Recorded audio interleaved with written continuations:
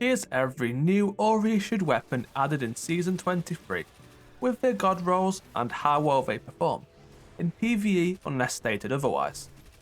First up for Breakneck. This one's beautiful. The return of Onslaught and being a featured weapon type makes it viable for ad clear. Having to play Gambit does kind of suck though, so good luck in getting a god roll. Lethal Abundance. Another Onslaught auto rifle, but this one's somehow from an even worse activity in Iron Banner. This one is also green flavoured instead of Kinetic. Tigerspite. Reissued for only the 100th time. Overflow Kinetic Tremors is decent, but not really a must get. Vengeful Whisper. A bow which is not exotic, so it probably ain't looking too good, Chief. Slice and Hatchling is a nice strand synergy roll. Wishkeeper. A bow which is exotic, so it's looking better, Chief. But it's still not quite wish-ended tier. But good crowd control. At the time of recording, this weapon isn't at its maximum potential yet. Scatter Signal. This one's goated, like simply goated. The only rapid fire fusion with controlled burst, and you can pair this with Overflow or Slice. Not crafting this weapon is crazy. Belisarius D. And finally, we're at the worst playlist new weapon. It's mainly a PvP drop, but it does well there with plenty of consistency options. The Imperative. Here's moving on. Reese Walker. It's a stretch to call this one new, and should have probably left it out to save time. Oh well. It's a PvP shotgun, but not really a preferred PvP archetype. Supercluster. First slug shotgun with Cascade Point, but it's a strand special, so loses 15% damage at base compared to a kinetic option. It is fine though if you don't have any of those. Eye of Soul. This one's used exclusively by PvP sweats, but it's for a good reason, and it's also not really new. Naeem's Lance. I don't know if that's how you're supposed to pronounce this thing. Recon Precision Instrument is okay, but the Supremacy is much better. Appetence. The PvE Kinetic Slot Trace Rifle. Gives a lot more weapon loadout options to the Cenotaph Warlock. It's a must craft if you do play that build. Demo 1 for all seems pretty good. Incisor. This is the PvP Kinetic Slot Trace. Has more PvP focused perks, but can synergize still with Strand in PvE. Just don't use Envious Assassin on an ad clear type weapon, it doesn't really work. Ross Arago 5. In a world where Void was the Gigabuff subclass this season instead of Solar, this would be absolutely outrageous. It's still good in a Void build though. Rewind rounds or Repulsor Brace with Onslaught or Golden Tricorn. Lethophobia. This one's a bow for PvP. Use Disruption Break and a Fawn to farm hate messages efficiently. Undercurrent. This one's a 5 variance. If you claim to have a good roll of this, 500 people will instantly message you claiming that Forbearance is better. But it is still incredible in its own right. Optative. Actually a kinda stacked perk pool, but on a strange weapon archetype. We also just got Word of Crota, which is the same but better. Waking Vigil. This one's just the most vanilla weapon to ever exist. Adhortative. It's not fantastic, but it's solar, so can utilise the busted artifact mods.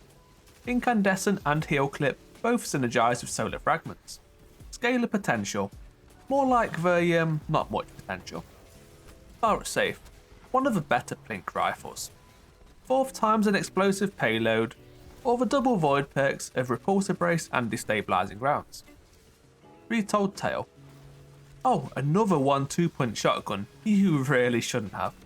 But realistically, this is more for PvP players who are not lucky with Matador drops. Retrofuturist. I don't know how something with so many perks can have so little good options. Indebted Kindness. This one here is the weapon which forced all of us to have 6 months of anti-barrier sidearm.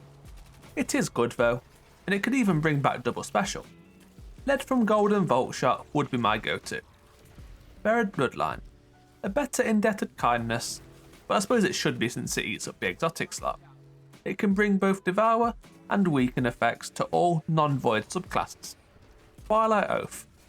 It's got the gift of Solar, but isn't really used for ad clear, so it doesn't benefit as much. Envious Assassin or Enlightened Action with Vorpal is still quite nice backup boss damage. Uzume RR4. What I just said for the Twilight Oath also applies here. Just replace a column 3 perk with 4th time the charm. It is a worse archetype too. Parabellum. Well, the Blessing of Solar is truly on this one. Its high RPM enables it to quickly activate Radiant using Flint Striker, and this high RPM also enables it to spam generate orbs using attrition orbs. Pair this with either rewind rounds or shoot to loot. I'd say this is probably the best legendary primary in the game. It might be a bit of a hot take, but if you do get a good roll of this one, you'll probably understand. Subjunctive. This one's Parabellum, but for the non-believers. Or just people who are victims of random world drops. Doomed Petitioner.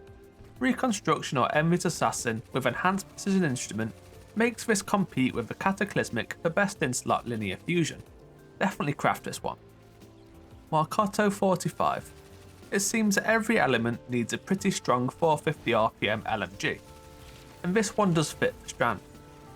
Slice or Demolitionist paired with Golden Tricorn or Hatchling. Just don't use Onslaught on a limited ammo weapon such as this, because that ammo will quickly become very limited. The Crux Termination 5 has an absolutely stacked perk pool, and is one of the 2 rocket archetypes which deal maximum damage per shot. Slide Shot is new to rockets and is exceptional. Just don't slide into a teammate. Sleepless. This one's just a worse version of the previous rocket in pretty much every way. Dragon's Breath.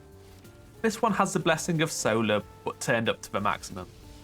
Easiest access to ignitions you could possibly ask for, but doesn't really do a whole lot outside of, fantastic boss damage, incredible ad clear, champion stunning, and enabling solar builds. So overall, a 1 out of 5.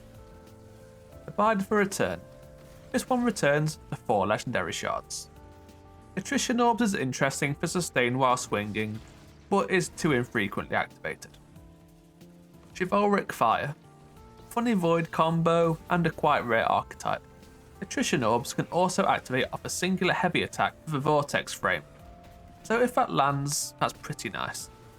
Dragon Court Sickle. Well, I'll take it back. This one's no longer a rare archetype, but it does have better perk options. Surrounded for the highest damage increase, and slicing column 3 can be amazing for targets such as Crota. And finally, Double-Edged Answer. A lot of perks, but a lot of them also don't matter. Relentless Strikes and Surrounded is strong, but not the only weapon with this pairing. You can do a scuffed version of sword skating using Nadir Focus Origin trait. And that's the lot. Key takeaway here, get the Scatter Signal, the Parabellum and the Dragon's Breath. If you use these 3, you can't really go far wrong. There's some good options across the board though. Some will get better or worse after this season due to mod support. Thank you for watching.